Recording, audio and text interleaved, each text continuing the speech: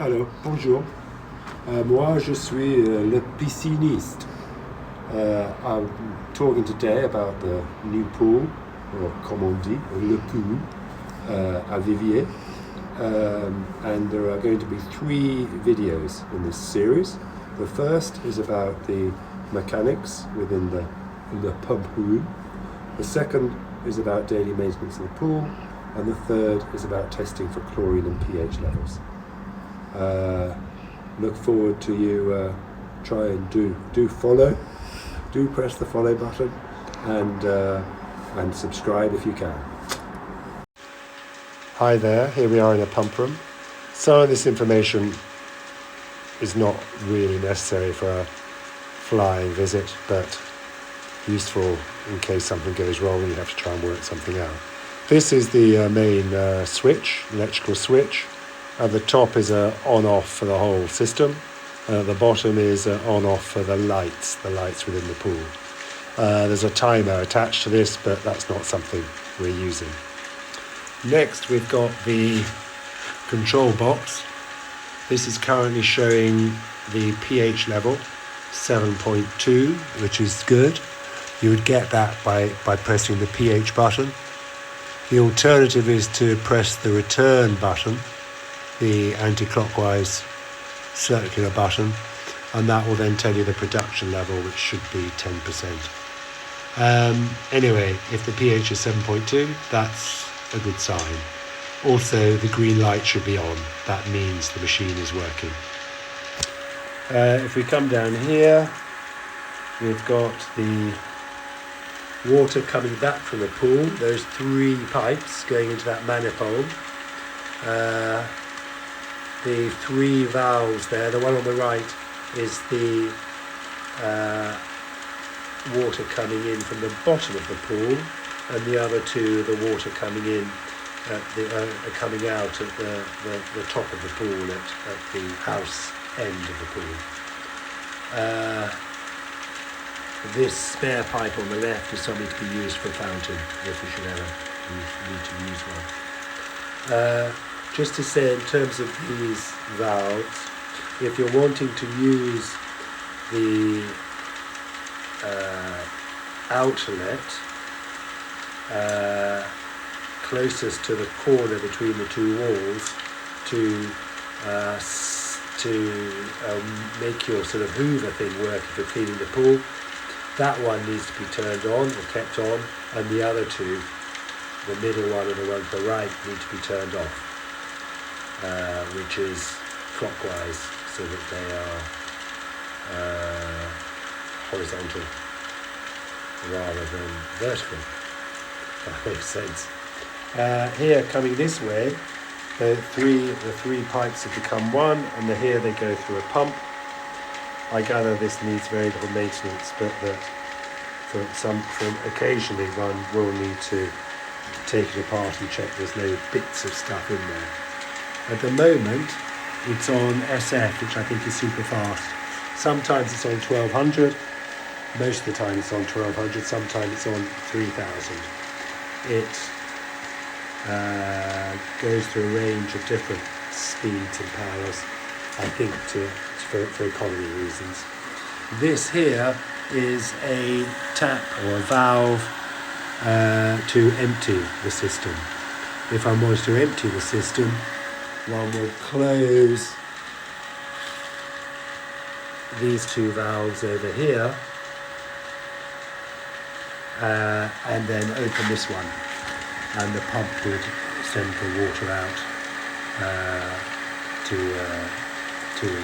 vent it, to escape it. Oh look, that pump's now gone back to 1200. It's much quieter. The water then goes through the filter, which is close to 0 at the moment. It actually goes up towards 1 when the pump is working harder, but that's okay. At some point, the filters need to be cleaned, but that's not something I'd be expecting of a short-term visitor. Over here, we've got 3 valves. The top one and the bottom one are open at the moment, so that the water flows to the heat pump and then back in again. If you didn't want the heat pump connected at all, then you would have those two closed and the middle one open. The water then, having been heated or cooled, if the heat pump is on, comes back and goes through this top section where first off there's a monitor of the water. Second one, this is where the system adds some pH minus to the system to keep the pH the right number. And the third one, that's a cell which is doing some sort of, oh goodness knows, it's somehow turning some of the salt into a bit of chlorine, some sort of electrolysis thing.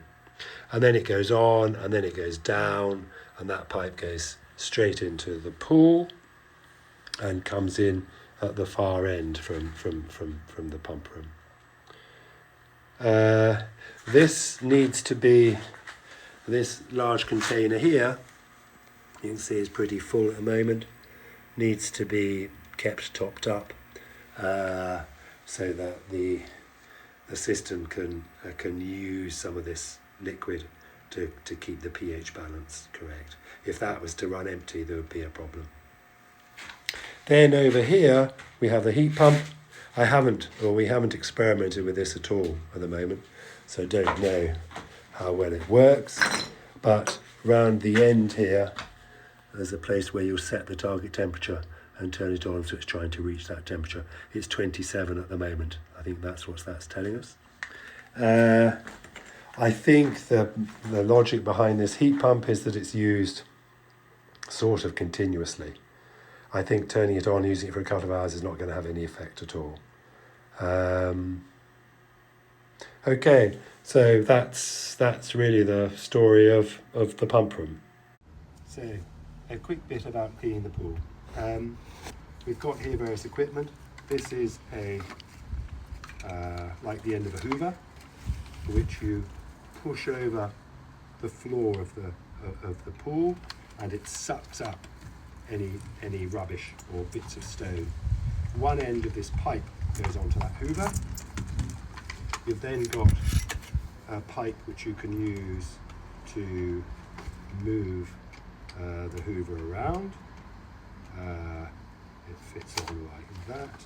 You have to press in a button here, but that's easier enough, not perfectly logical.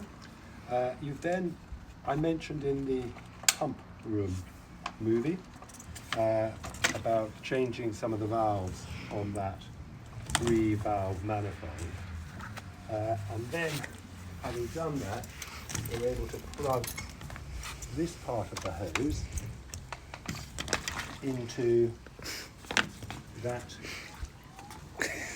sucky thing at the other end. However, there's one thing you need to be clear of, and that is that you've emptied this pipe of air, which means effectively you're pushing it down into the pool so that all the air comes out of it. And I think that should be enough. I'm just worried there might be something a little bit in there. Is that? We'll have to just see if we can.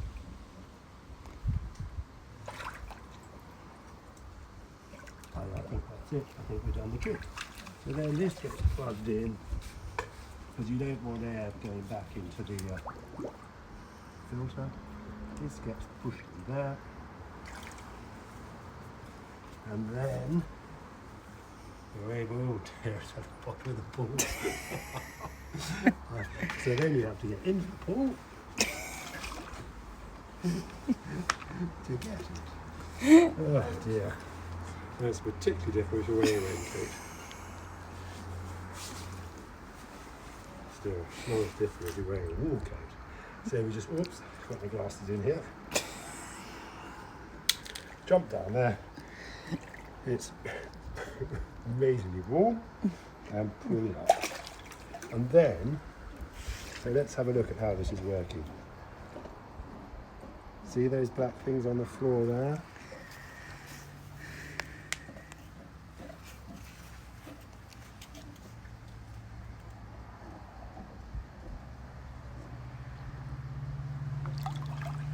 They're all being sucked away.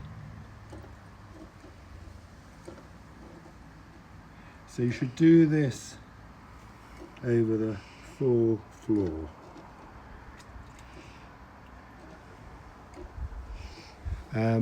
When you disconnect it, because this is the only thing the hoover suction is for, you must remember to reset the valves. So the left one, when you're facing them from the pump room, is off, the middle one is full on, and the one on the right is half on. Okay. Okay guys, just a couple of other things on the cleaning front. It is good every so often to do a skim of the surface and get rid of the leaves which are sitting there. The pool actually does quite a good job of moving them through and out of this little trap here. And then every so often, I don't know, once every 3 days or something like that, you need to go into this and pull out this little basket and knock the leaves. Oh dear, I've left some leaves in there. Where have they come from?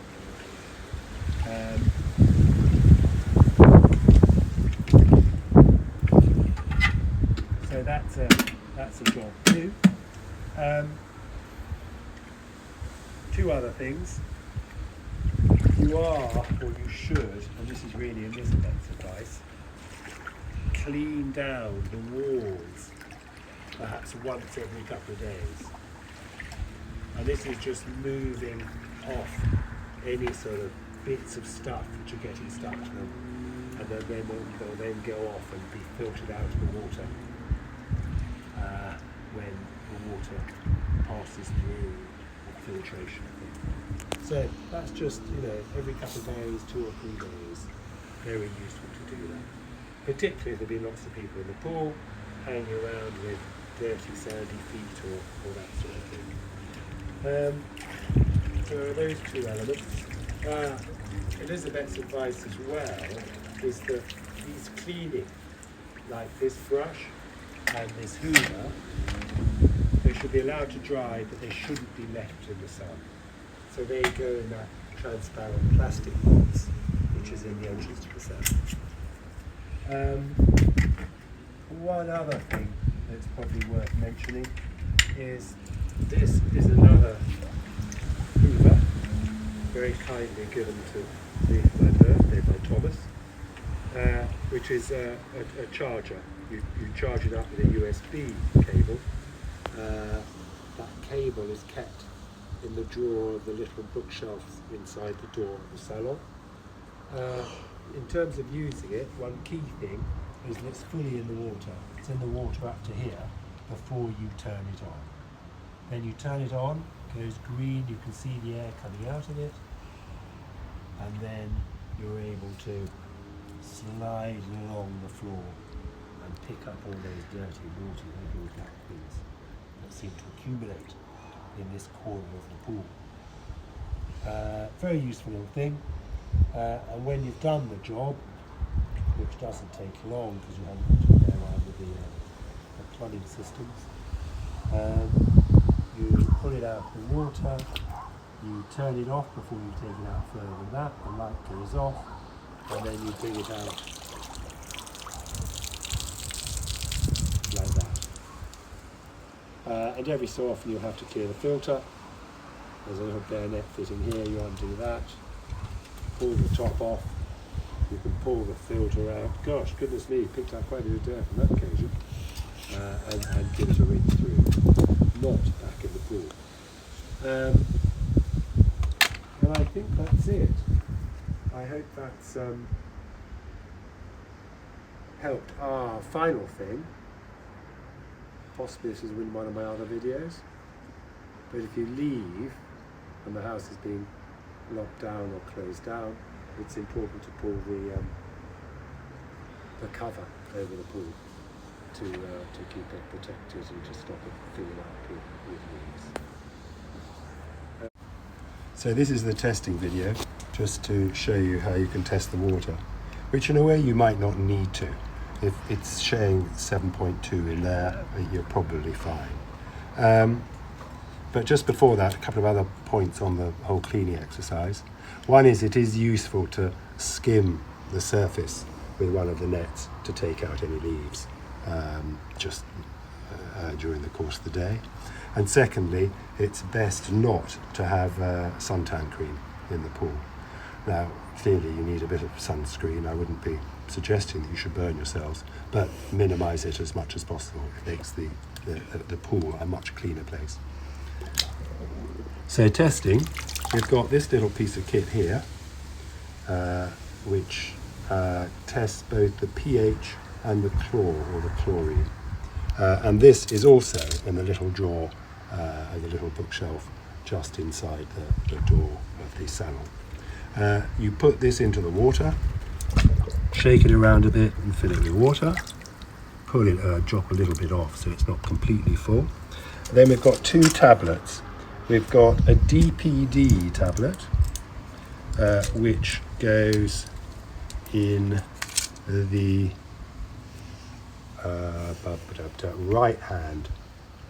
right hand tube, this tube here, and we have a phenol red tablet which goes in the left hand tube.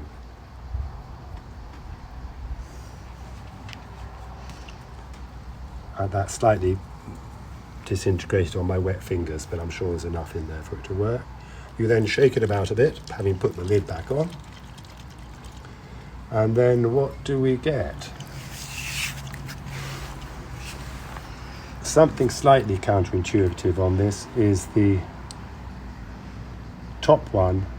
The top set here is measured on the left hand colour, and the bottom set here is measured on the right hand.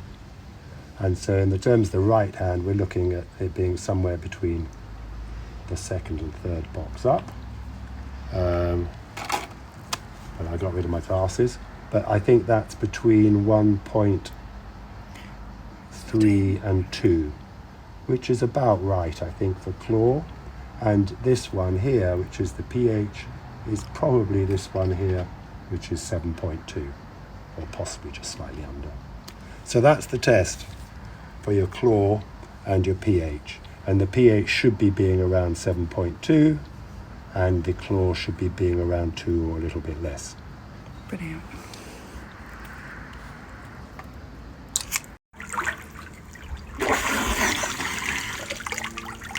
Well, thanks for paying attention, everybody.